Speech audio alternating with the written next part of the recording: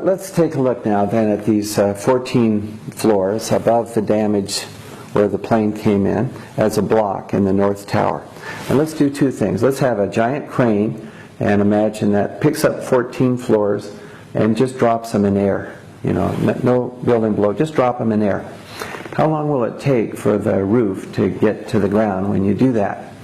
Well, it works out to just about 9 or 10 seconds. There's some air resistance, but we'll pretty much ignore that.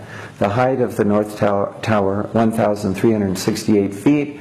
If you dropped a steel ball in vacuum, it would drop in 9.2 seconds. So we got this big block. We're doing the same thing, except we're dropping it in air. And, 9 or 10 seconds is what you'd expect. Now, how long did it actually take the building to collapse? Well, it was about 10 seconds, maybe 12. It's a little hard to tell now because there's so much dust, but if you look at the seismic record, when the shaking started, as that building started coming down, when it ends, just about 10 seconds. Okay, now we've done that one experiment. We drop it in air, 10 seconds. Now you take the same block and you drop it over the rest of the tower that's still there. You've got 47 core columns below, 240, these are steel columns going up the center of that thing, huge. At the base they're 4 foot by 2 foot, steel, okay. Interconnected columns, designed to stay standing, not to just give up, when something hits them.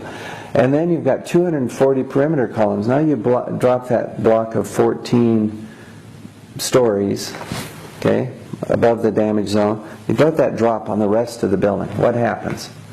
Well, which is going to take longer? The one you drop in air or the one you drop on, a couple 100,000 tons of steel and concrete that's designed to remain standing? Which is going to take longer?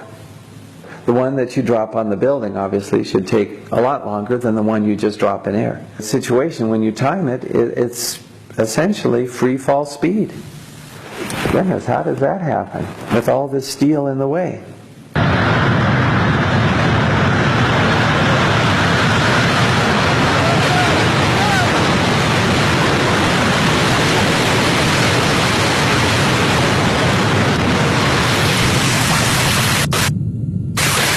The entire building has just collapsed, as if a demolition team set off.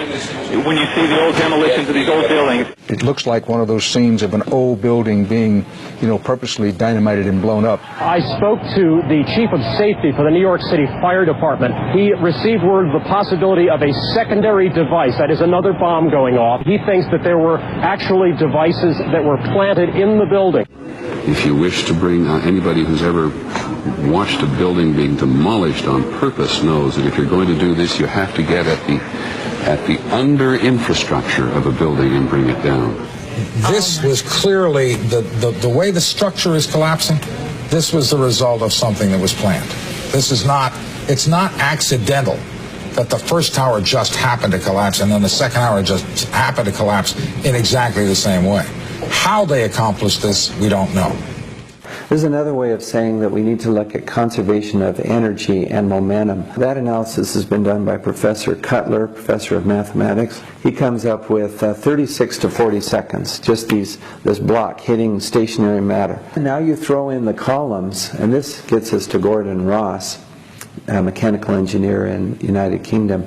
He says you put in the columns and conservation of energy and conservation of momentum. None of those looked at by FEMA and NIST, you see this. His final result is that the upper block will stop. The destruction goes a ways, but then it stops. I mean, why should we assume that the building below just gives up? No. That upper block goes a ways and then it stops. And it might actually fall off due to asymmetry. That's what you expect.